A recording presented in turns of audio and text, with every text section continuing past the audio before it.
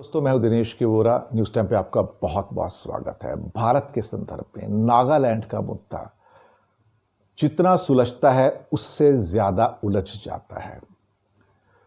कहीं ना कहीं कोई ना कोई रुकावट, कोई ना कोई उलझन, कोई ना कोई मसला ऐसा आके खड़ा हो जाता है कि हम जितना भी उसको सॉल्व करने की कोशिश करें वो फिर से वापस वहीं शुरू हो जाता है, पहुंच जाता है जहां से हमने शुरू किया था। इसमें दरअसल देखा जाए तो भारत की पॉलिसीज़ का भी एक बहुत बड़ा हाथ रहा है और इसके ऊपर आज के हिंदुस्तान टाइम्स में बहुत बड़ा एडिटोरियल है, लंबा एडिटोरियल, बल्कि 2 एडिटोरियल के बराबर है। आइए आप देख सकते हैं यहाँ पर कि इधर आपका पूरा का पूरा एडिटोरियल दिया हुआ है और ये काफ़ी बड़ा एडिटोरियल है आज के हिंदुस्तान टाइम्स के अंदर। और इसमें जो उसका हेडलाइंस है वो है sustaining the Naga peace talks. जी हाँ, नागा पीस टॉक्स। अब ये यहाँ पर कुछ ना कुछ देखा जाए तो बड़ी इंपॉर्टेंट बातें इसके अंदर कही गई हैं जिसको मैं एक एक करके आपको बताना चाहूँगा। इसमें सबसे पहले तो ये कहा गया है कि जब बातचीत को हम बहुत लंबा खींच देते हैं तो फिर कहीं ना कहीं उसके रिजल्ट्स मिलने में दिक्कत आती है। भारत में सारी सरकारें यही करती आई हैं पिछले बहुत सारे दशकों से, सालों से नहीं। ये एक ऐसा मुद्दा है जो सुलझता ही नहीं है। हम कई बार कश्मीर को कहते हैं कि वो ना सुलझने वाला मुद्दा है, लेकिन नागालैंड भी एक बिल्कुल ऐसा ही मुद्दा है। इसमें जो सबसे पहले जो एडिटोरियल स्टार्ट होता है जिसके अंदर अल्फाज यूज किए गए हैं कि भारत सरकार ने जो बहुत कॉम्प्लिकेटेड प्रॉब्लम्स हैं जैसे कि नागालैंड की, उनके साथ डील करने का उनके पास एक फार्मूला है। अब वो फार्मूला के करीब करीब 4-5 हिस्से हैं जो मैं आपको एक एक करके बताता हूं। पहला हिस्सा, एंगेज करो, यानी कि बातचीत करनी किसके साथ? स्टेक होल्डर्स के साथ, जो पार्टीज उसमें इन्वॉल्व हैं, साथ में रेबल्स यानी कि जो विद्रोही हैं उनसे बातचीत करो, उनको बातचीत का ऑफर दो। ये पहला स्टेप होता है भारत सरकार का। दूसरा, असर्ट करो, यानी कि भारत क्या है ये दिखाओ उनको कि हम कौन हैं। अब इसको आप जिस टोन में भी लेना चाहो आप ले सकते हो। स्टेट की अथॉरिटी दिखाओ उसको। Number 3, course. कोर्स का मतलब होता है कि जितना दबाव डाल सकते हो उतना डालो, किसी भी तरीके से डालो, साम दाम दंड भेद।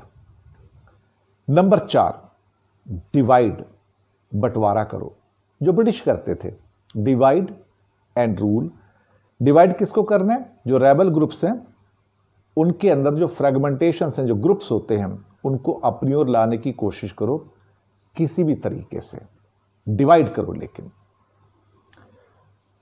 उसके बाद कंसीड, स्वीकार कर लो, लेकिन थोड़ा सा, ज्यादा नहीं, but only partially with compromising on the core principle. और ये कहो कि हम भारत के जो कोर प्रिंसिपल्स हैं, संप्रभुता है, उसके साथ समझौता नहीं करेंगे। जो जब ये हो गया तो उसके बाद इस डोज को वापस रिपीट करो, इस साइकिल को वापस रिपीट करो। साइकिल क्या थी? Engage, assert, course, divide, कंसीड। और जब एक बार पूरी हो जाए दोबारा से स्टार्ट कर लो। अब जब बार बार आप ये चीज करते हो तो ये प्रोलॉन्ग्ड टॉक्स हो जाती हैं। जब प्रोलॉन्ग टॉक्स हो जाती हैं तो जो सामने वाले हैं उनको ये लगता है कि इन्हें सॉल्यूशन नहीं चाहिए, ये सिर्फ टाइम पास कर रहे हैं। दरअसल होता भी यही आया है। भारत सरकार का इसमें लिखा कि एक टेम्पलेट बन गया है, ये उनका एक सिस्टम बन गया है जो मैंने अभी 5 पार्ट्स के अंदर आपको बताया। कभी इसमें छोटी मोटी कामयाबी मिल जाती है, कभी इसमें नहीं मिलती है। तो नागास का जो national socialist council of Nagaland जो है यहाँ पर, NSCN-IM, ये बेसिकली 1997 में आए थे ग्रुप। हालांकि इनकी प्रॉब्लम उससे पहले की भी है और ये एशिया की देखा जाए तो सबसे ओल्डेस्ट इंसर्जेंसी है ये नागालैंड की। उनका कहना है कि हमें ग्रेटर नागालैंड चाहिए, जिसके अंदर भारत के कुछ और राज्यों के भी, असम के और आसपास के, मणिपुर के वहाँ के हिस्से भी हैं, म्यांमार के हिस्से भी हैं, मैं आपको बताऊं उसके अंदर। तो वो उनको कहते हैं कि ये सारे के सारे हमारे ग्रेटर नागालैंड है, सब नागा लोग हैं यहाँ पर। अब वो ट्राइबल हैं सारे के सारे, और उनके एक अपनी, क्या कहते हैं कि नागास की अपनी आइडेंटिटी, अपनी पहचान है, और वो किसी को भी अपने उसके अंदर जो उनके रिचुअल्स होते हैं, संस्कार होते हैं, किसी को इंटरफेयर करने की इजाज़त नहीं देते हैं।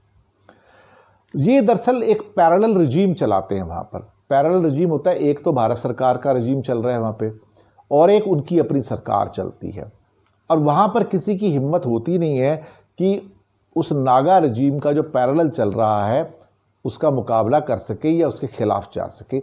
ये एक सच है। उनके पास आर्म्ड मिलिशिया हैं जिनको बाहर के देशों से मदद मिलती है, चाइना से भी मदद मिलती है, इसके बारे में हमें कहने में कोई भी शक शुबा नहीं है। और तो और ये जो मिलिशिया हैं सारे के सारे, जो वहाँ पे इंसर्जेंट ग्रुप्स हैं जिनके पास हथियार भी हैं, वो टैक्सेस भी कलेक्ट करते हैं लोगों से डरा धमका के, और वो टैक्स उनको देना पड़ता है।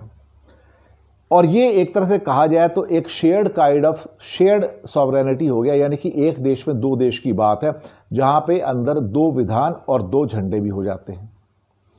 कहीं ना कहीं भारत सरकार भी वहाँ पे दो झंडों को एक्सेप्ट करती है। अब मुसीबत ये है कि वहाँ पर जो उनके ख़ास तौर से जो राज्यपाल वगैरह भी हैं भारत के, वो कहते हैं कि एक पैरेलल गवर्नमेंट चल रही है, एक माफिया राज चल रहा है, और मुसीबत ये है कि इसको कोई भी हटाने की कोशिश नहीं करता है। इनका कहना है कि new Delhi must sustain and break the stalemate by reviving the talks and institutionalising an agreement, the old template must be tweaked to accommodate. मतलब क्या हुआ? मतलब ये हुआ, जो पहले मैंने जो 5 पॉइंट्स बताए थे, इसमें जो फिर से मैं रिवाइंड कर देता हूं उसको। The engage, assert, course, divide, कंसीड, कि इसको फिर से लागू किया जाए, लेकिन चेंज करके, क्योंकि अगर आप पुराना फार्मूला ही लागू करोगे तो रिजल्ट भी पुराने ही आएंगे, पुराने फार्मूले से नए रिजल्ट आपको नहीं मिलेंगे, स्टेलमेट टूटेगा नहीं, यानी कि जो समस्या चल रही है उसका समाधान नहीं होगा। यहां पर यह दिक्कत है। वहां पर भारत सरकार कंसीड भी करती है, दोबारा से टॉक की बात करती है, फिर से एंगेज करने की बात करती है, पर कहीं ना कहीं कोई हल कहीं से निकलता हुआ नजर आता नहीं है। अब अगर पुराने तरीके से फिर बात करनी है तो फिर हल तो निकलने वाला है नहीं, तो कहीं ना कहीं कुछ चेंज करना पड़ेगा, कुछ समझौता करना पड़ेगा, ताकि वहां पर पीस हो सके। जैसे कि मिजोरम के अंदर मिजोस के साथ टॉक हुई थी, बहुत साल पहले समझौता हुआ था, उसके बाद मिजोरम के अंदर शांति हो गई, अब वो पीसफुल स्टेट बन गया है भारत का नॉर्थ ईस्ट में। मणिपुर भी एक तरह से देखा जाए तो काफ़ी पीसफुल है।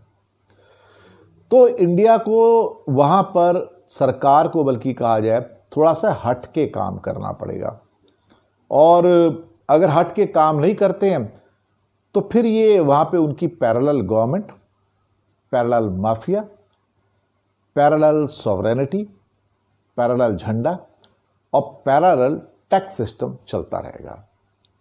एक ही देश में 2 बार टैक्स लोगों को देना पड़ता है, वहाँ के लोगों को, और डर में रहना पड़ता है, तो ये भी कोई अच्छी बात नहीं है।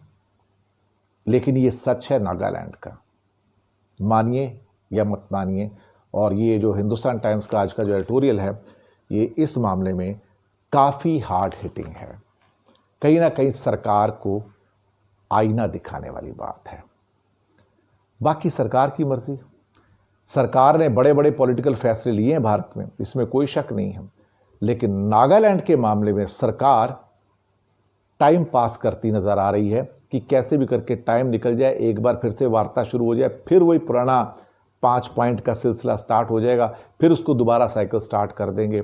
तो भारत सरकार वहाँ से थोड़ी वापस आती नज़र आ रही है। शायद या तो इंटरेस्ट नहीं है, लेकिन समस्या को सॉल्व ना करना कोई सॉल्यूशन नहीं है।